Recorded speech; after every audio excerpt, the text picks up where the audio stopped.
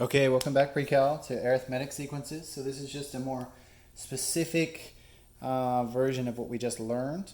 And arithmetic obviously means adding and subtracting. So this means we're going to have some common difference. We're going to call that a common difference D.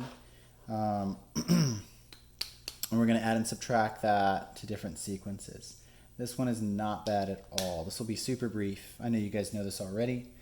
So this is the way they write out the arithmetic sequence formula. Let me zoom in just a touch so I can show you a little better. Cool. So it's going to be a to the n, or a of n is some kind of initial term a1. It's usually written out like this. They're kind of showing it funny. So it's like a1 plus the difference times n, I believe, plus 1. Let's make sure this makes sense. It starts with A1. I'm going to have to figure this out, how they showed it to us before. Let's see.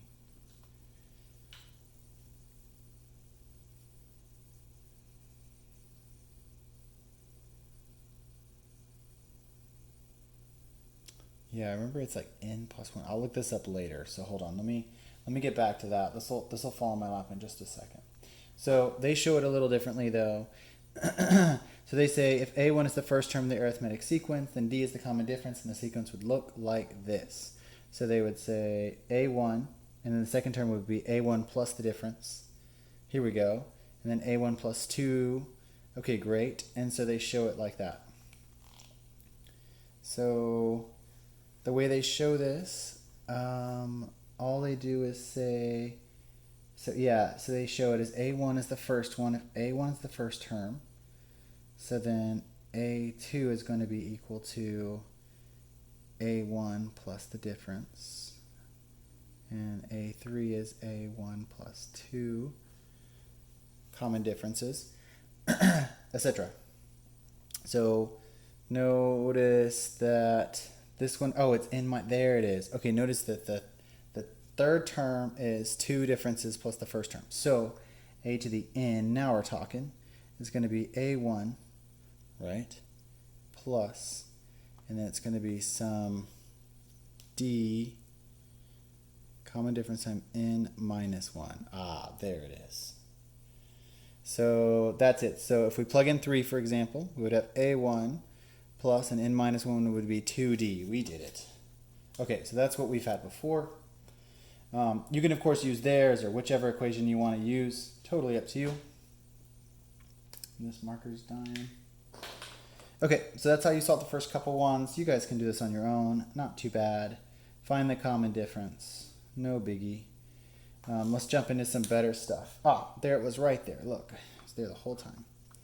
So there's that official equation. I'll write at the top here. Okay, it says write the first 5 terms for the arithmetic sequence. A1 is 17, and okay, again, almost too straightforward for us. A1 is 8, A4 is 14, find A5. Okay, this one's a little bit harder. Maybe this is a good one to start on. All right. So, if they give us A1 is 8 and A4 as 14, we know that there's how many terms in between? A2, A3. Cool. So how could we possibly work this out? So let's think about it. How could this possibly change? We know we have some 8 space 14. So what could it be? It's kind of strange, isn't it? Is there any way we could possibly solve this, having the first term and the fourth term? Well, what if we solved it with that equation? What if we said A4, right? And we're plugging in 4 for n here. It's going to be A1